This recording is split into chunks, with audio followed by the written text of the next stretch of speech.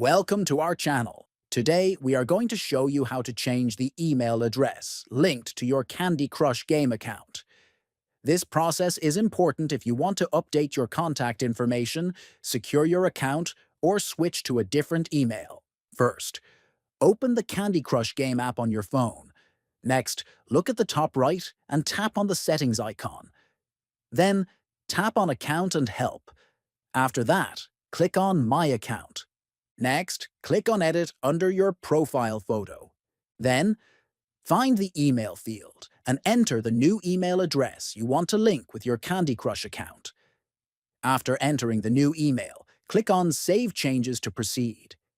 You will then be asked to enter your account password for verification. Type your password and click Submit. Finally, Candy Crush will send a confirmation message to your new email. Open your email inbox, find the message from Candy Crush, and click on the confirmation link that says, "Yes, it's mine." Once confirmed, your new email will be successfully linked to your account.